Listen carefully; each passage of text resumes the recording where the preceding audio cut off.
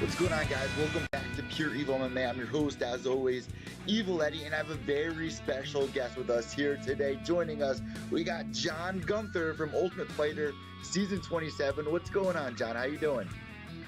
Hey, I feel special. Not much.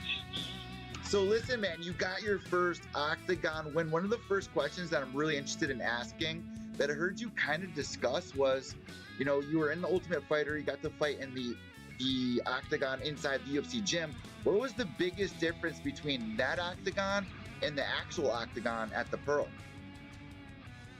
Shoot, I almost don't want to say because, like,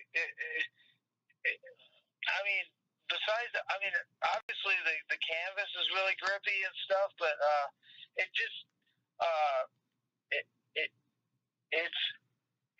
it's a big difference between like a lot of the octagons that most gyms have. It kind of messes me up a little bit, but I'm gonna figure a way around it. I don't even want to say because it kind of messes my game up a bit. So what do you think was the size of that one compared to the other one? Are they the same size as the one in the TUF gym, or is the... Yeah, the size was the same.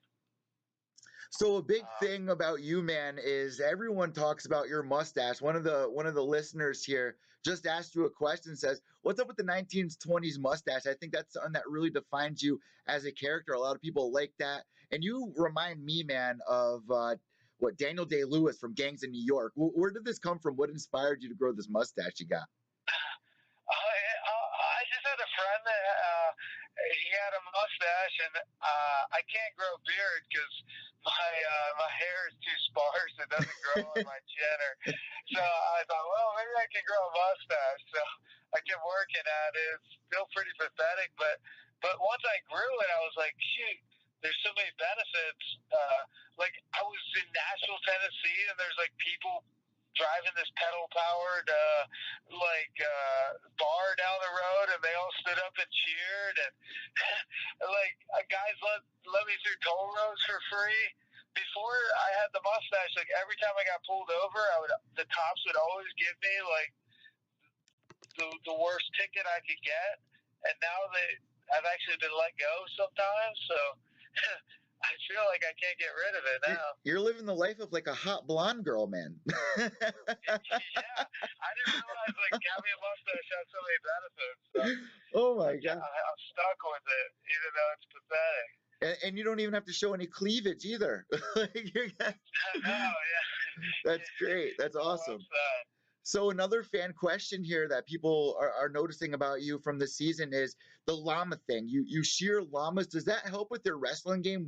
Asked by Wicked Ways 1972. Yeah, I assume it does. Actually, my wrestling helped with my llama shearing because I kind of had to figure out how to take these things down.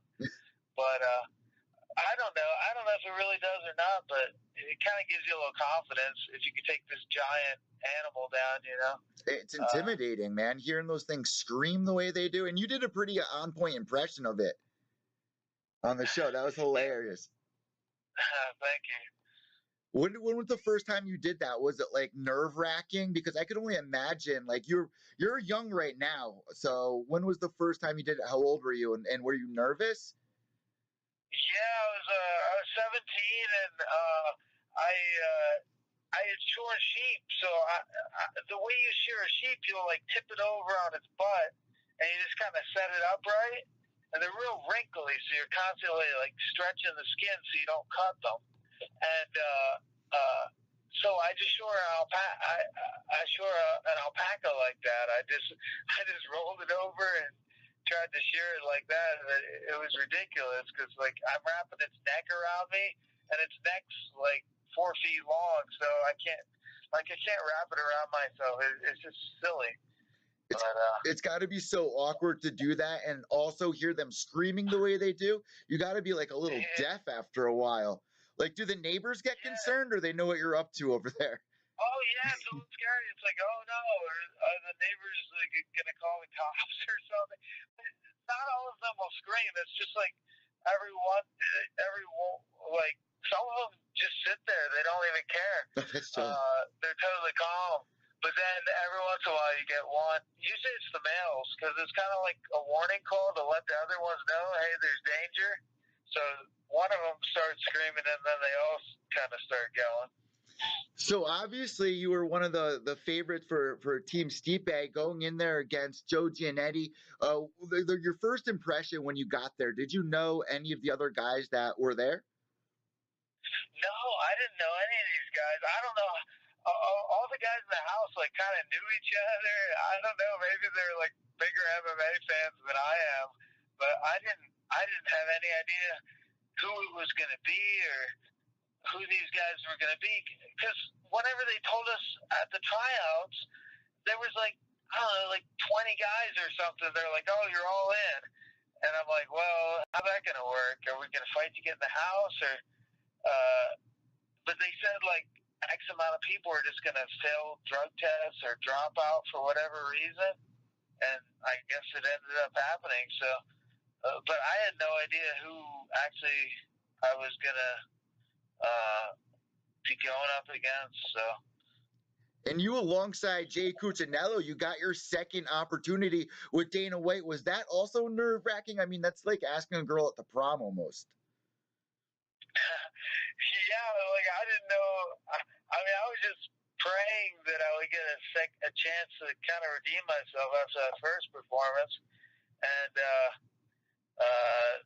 so I didn't. They just called me in the room and they told me I was in. So I could see the look on your face too. You were like, oh yeah, it is on. So then you actually got to even get inside the actual octagon, man. You had a pretty good season, even though you lost 2 of the fights. I mean, there were a lot of people on social media that were talking about it. A lot of people were really upset about that very first fight. So let's back up really quick and talk about that. I mean, it happened so quick, and it was like you were ready to go right after that fight ended. You were like, what do you mean? I want to fight more. Like that must have been so frustrating.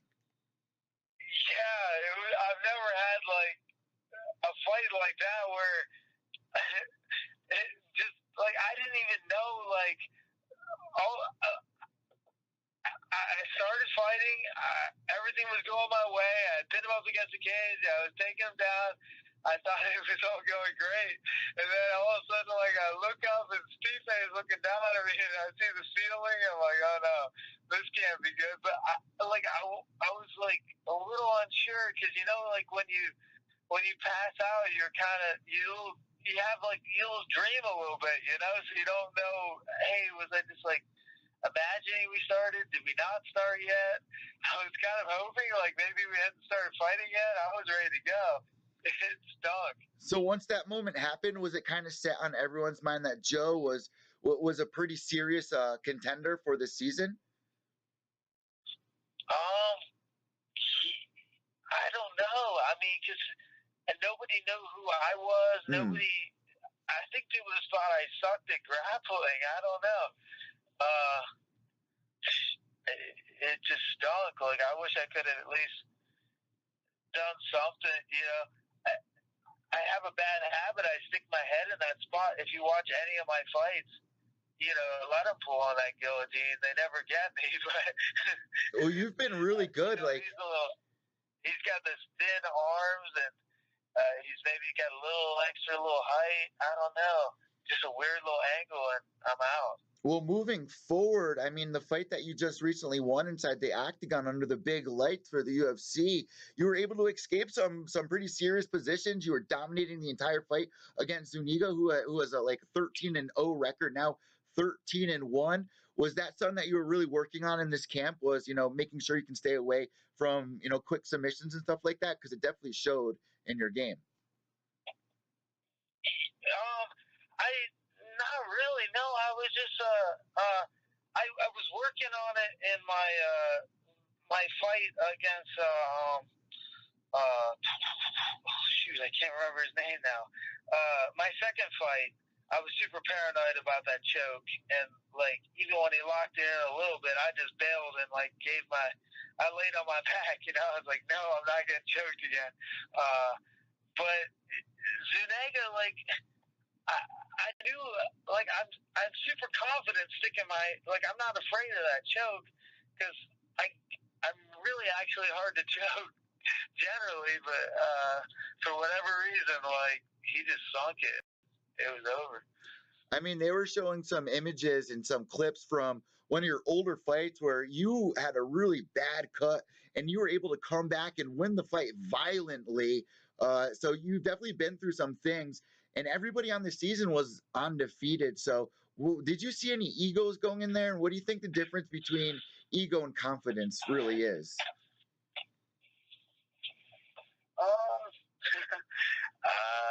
I don't know. I think if you're confident, that's just something inside of you that you know, but it's maybe perceived as egotistical if you express it to the world. So, like with Dulani, man, going into his fight, did you guys, believe the hype that he was putting up there, or like, did you guys, take notes from like what he was doing? What was the vibe with Dulani? We had him on a couple of days ago, man, and he was a very interesting guy to talk to. Yeah, everyone. I mean, we all kind of liked him. He's a funny guy. He's a fun guy, but he thinks he has to kind of hype things up and cause that drama. I don't know if that's true, but he believes it. So, and it seems to be working for him. I mean, look at it. Look at all the followers and stuff he has. But I don't know. I mean, it's interesting. As we get towards the end of this interview here, I got two more questions for you, two very important questions. Who did you become most close with on the season of Ultimate Fighter? Was it, one of the coaches? Was it one of your teammates? Who did you really get a bond with here?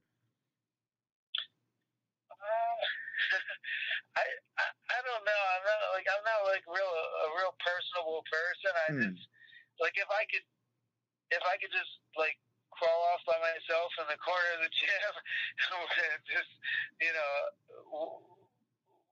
practice moves on a grappling dummy, I would be happy.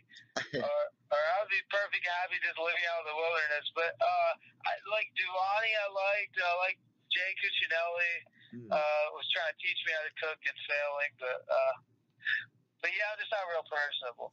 Yeah, I mean, I don't blame you because, at the age that we're at here, I mean, I have more animals than I do friends at this point. I mean, I honestly just love the feeling I get when I'm around animals. It's very comforting, and you don't got to worry about anybody stabbing you in the back or talking shit about you or making you feel some type of way. So I'm definitely on your page there. And really quick, to end that question before we go on to the next one, you were just bringing up that you'd rather live in the wilderness. We saw that this season. You were living in your van. You have a very big family. When did you decide to do that? Just kind of break away from kind of not reality, but kind of break away onto your own terms. I just I mean, I was going to school in Mansfield, so I just kind of I don't know. Everyone's got to have a hobby, so my hobby is just trying to see how cheaply I can live. Yeah. So I just always tried to penny pinch. So when I would go to I was going to a community college, and I just started living somewhere else. I would just live out of my van. So last but not least, it wouldn't be right if we don't ask this. I'll probably get yelled at if I don't. The main event, Stipe Miocic versus DC. How did you see that fight going in there? We know that, you're pretty close with Stipe. Were you surprised that DC was able to get the knockout when he did? I was. I thought it was going to go kind of how it was going. Stipe was kind of piecing him up on the feet, and he was able to take him down. And then all of a sudden, he just hits that, that nice uppercut punch and just catches them. It's those ones you don't see. I don't know, Cormier, he's so lucky. He won that ice skating ring challenge, and he could not even stand up. I think he just was blessed by a shaman or something. It's really remarkable. We had Rosendo on to talk about that too. He was like, Stipe's from Ohio. I mean, there's no way that DC's ever even been on an ice rink. We were surprised that he won that fight. It kind of felt like the tension, that was the pre-title fight. It was tense in there, huh? it's amazing. Like somehow he just fell and he'd land on that puck every time. It's incredible. I don't know. Definitely a really fun season. Before we let you go, what did you think about the Brock Lesnar entering the octagon at the end? What are your thoughts on that? I mean, it doesn't bother me. I know it pissed some people off, but they got sell fights. I don't know. It's interesting to me, but I don't know how is he going to get that fight if he's still under suspension. You know, I don't know if it's going to happen. I mean, hopefully they give Stipe that rematch. Yeah, I wouldn't mind seeing like Stipe versus Curtis Blades or something like that. That wouldn't bother me at all. But Stipe, man, the way he's been able to defend the title as many times as he has, I would love to see him get an immediate rematch. But it doesn't seem that's the way it's going to be going. And obviously, you train at Stipe's gym, or what's the 411 on that? Are you still over there? Yeah, I train at Strong Style in Cleveland, and so. He's not coaching me. We have our own coaches. And congratulations, he just had his little baby a couple days ago here. Little girl, yeah. So big things, man. You had an amazing, successful year. You finally got your first win inside the octagon. You're still undefeated as well, because the losses in the preliminary rounds of Ultimate Fighter did not count towards the fighters' records. Crazy. It's not the way at all I thought it was going to go. I thought I was going to beat everyone. I was going to win the thing. But, hey, it worked out, sort of. So. And where do you go from here? Where are you going to go from here? Has the UFC reached out? Do you have your eyes set on anything? What's the game plan here for you? Yeah, I don't know anything 100% sure. I mean, I've been trying to obviously, I'd love to fight Giannetti again, but I don't know if that's a possibility. Probably not. But that kind of leaves a bitter taste in my mouth the way that went down. Like, I'd like to at least prove that I feel like I should easily win that fight, but we'll see. We'll see what happens. Gunther, thank you so much for joining me here today on Pure Evil MMA. It was truly an honor. We are wishing the best of skill for you moving forward. And last but not least, man, do you listen to music? Like, do you listen to MGK? Because I'm a huge MGK fan. He's always repping the land. Stipe walks out to him. Do you listen to that, or do you listen to? Last question. I do listen to a little bit, but I not really. Mostly, honestly, I listen to audiobooks. Okay. I feel like I'm wasting my time if I listen to music. I'm like, I could be learning something. I might as well. It's kind of weird, but yeah, I mostly just listen to audiobooks. No, I feel that too, man. I listen to a lot of podcasts, and with the audiobooks now, it's just pretty relaxing to just tune into that, especially with what you do out in the wilderness. So we're going to let you plug in if you have any plugs. People find you on Instagram, Facebook. Where can they find you to reach out to you? Oh, yeah. If you could follow me at John the Machine Gunther on Facebook, or at Follow Me I'm Blind on Instagram, that would be awesome. I get more followers, and hopefully the UFC would like me a little better. Oh, and shout out to you for arm wrestling Michael Bisping as well, man. That was pretty cool. Everyone beat me on the season. Michael Bisping kicked my butt in arm wrestling. After he did that, he cut his elbow on the table. He was bleeding everywhere. It was terrible. That's hilarious. That's hilarious. I mean, this was a really fun season. I'm almost sad it's the end of the Ultimate Fighter. You guys did an amazing job. Thank you so much, John, and we wish you best of skill moving forward. Okay, thank you. I appreciate it. Have a great day. There you guys go, John Gunther, man. I mean, we've had almost on this entire season of the Ultimate Fighter. You know, I had somebody message me before this interview and say, oh, if I had to guess how this interview is going to go, I give it a 1 out of 10. And I just sat back like, man, have you not heard my interviews before? Do you not realize that I can talk to anyone, interview anyone? John Gunther, man, he's an interesting character. You just need to know how to communicate with people. I went to college for sociology, psychology, and like, I know what I'm doing. I've been doing interviews since I was 7 years old. John has a little issues with, talking to people So does everyone, man. You just got to know how to talk to people. So shame on you, whoever said that out there. But I felt your worry there. I'm sure there was a lot of people like, John Gunther, he's not that good in front of the camera. But that's the magic. That's part of his character that I love about the guy. He looks like a straight assassin. He goes out there, he's shearing alpaca that are screaming bloody murder. And he's just a cool dude. I would love to just, watch what he's up to. I'd love for him to put a GoPro on, walk around through his day. He doesn't need to communicate with anybody. I mean, this guy's living a pretty sick life, training, at Stipe's gym, just on Ultimate Fighter. I mean, come on. Just made his first UFC appearance and got the W over Zuniga, who's 13-0. Another guy who liked animals as well. I should have asked him if they connected on, the whole animal thing, because Zuniga had like a freaking farm in his backyard there. But guys, John Gunther, live here on Pure Evil MMA. Thank you so much for tuning in. I'm just wrapping up from last night's lion fight event that went down at Foxwoods Casino. That was an absolute blast. I did the recap show with Nick Portello, straight from Pure Evil MMA family here, nickportello.com, I believe. Brian Gerson and also Kobe, the Prodigy Nailer, helped us for Pure Evil MMA last night, waiting out of Gabriel Gonzaga's gym, G Squared. So a big shout out to Kobe. He's been helping me for the past couple of years, ringside, covering some events, has some great insight, is very useful, helping plug in some very interesting tweets that get down to the technical side of a lot of the fights that's going on. I'm about to upload the in-between show of like all the highlights of during Lion Fight 45. So check that out here on Pure Evil MMA. Also, Gloves Off with James McSweeney, episode 3 is up, where we talked about Big Brown versus Dana White. We spoke about Mike Swick giving somebody a videography job, and James wasn't too happy about that. He put a warning label across Mike Swick. Matter of fact, he roasts Mike Swick on this latest episode of Gloves Off, episode 3. Episode 4 is coming Monday night, so you don't want to miss it. Ultimate Fighter Season 10, first pick, James McSweeney. He is the host.